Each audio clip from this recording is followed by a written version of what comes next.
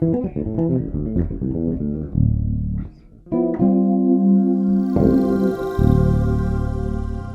we're going to take a look at the A section from the Brazilian jazz standard called The Girl from Ipanema. So with that in mind, grab your bass and let's get started. The Girl from Ipanema was written by Antonio Carlos Jobim, who was one of the most prolific jazz composers from Brazil. His concept of harmony is a little different, and his tunes are great vehicles to learn how to improvise over. In a previous free video that I did, I broke down the harmonic analysis to another one of his tunes called Wave, which you can check out by just clicking the info card just over here. So let's go ahead and analyze this harmonic progression right now. It starts off with F major 7 for 2 bars, which is 1 major 7 in the key of F, followed by a G7, which is a secondary dominant chord functioning as the 5 of 5. From there it moves to a G minor 7, which is 2 minor 7, and then that's followed by a G flat 7, which is a tritone substitute of the 5-7 of the key, which is C7. Although this progression is really easy, I've found that many bass players don't understand these rudimentary harmonic fundamentals. If you feel that you fall into this category, then you've got to get my book, Functional Harmonic Concepts. And yes, you can find it in the link in the description box below.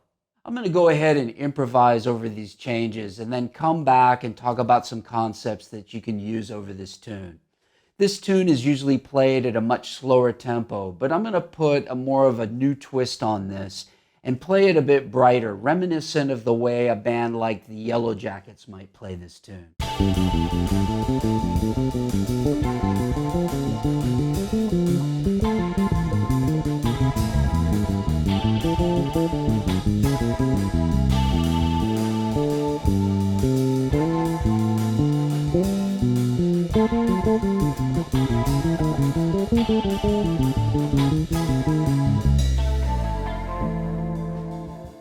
What's really important about improvisation is being able to organize what you're playing as conceptual devices fast.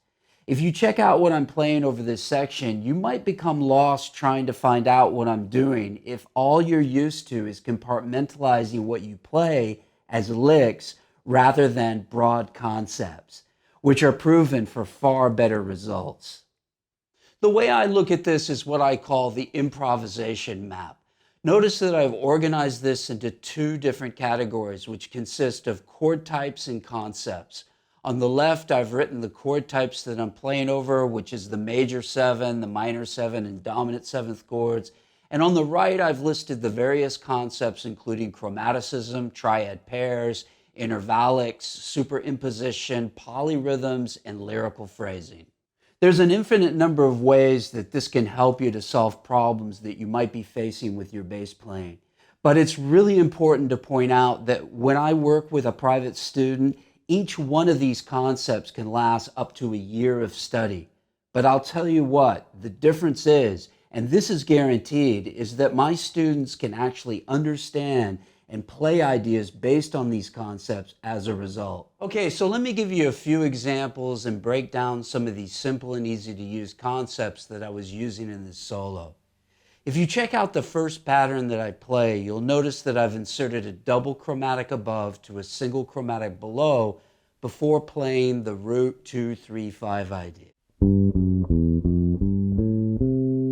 In this next example, I'm using some triad pairs which are mutually exclusive, meaning that there's no repeated notes. Notice how I'm using a major triad combined with an augmented triad a whole step apart over the G7 chord in bars 3 and 4.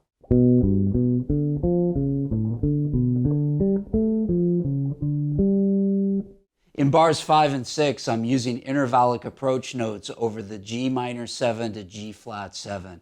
Notice the target notes over the G minor 7th are the root and 11th, where over the G flat 7, the target notes are sharp 11, flat 7, and 13.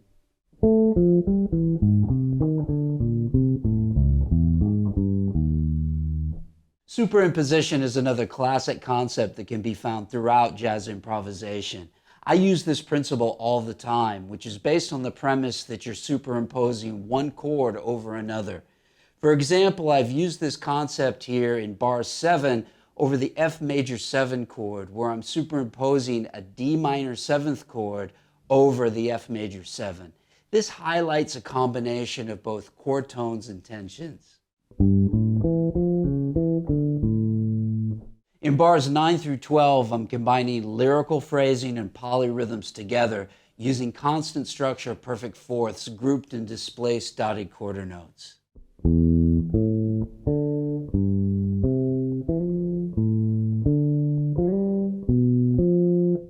I know it goes way beyond the scope of this video to understand each one of these concepts in their totality. That's what private lessons are for. But what I'm trying to impart here is a different way of organizing what you play. Remember, thinking in terms of licks just doesn't work. However, organizing your stream of consciousness into concepts is a whole new ballgame. Thanks for hanging out, and please make sure that you subscribe to my channel. This is a no-risk deal for you because as soon as you subscribe, you'll be getting free bass lessons directly to your inbox every Thursday.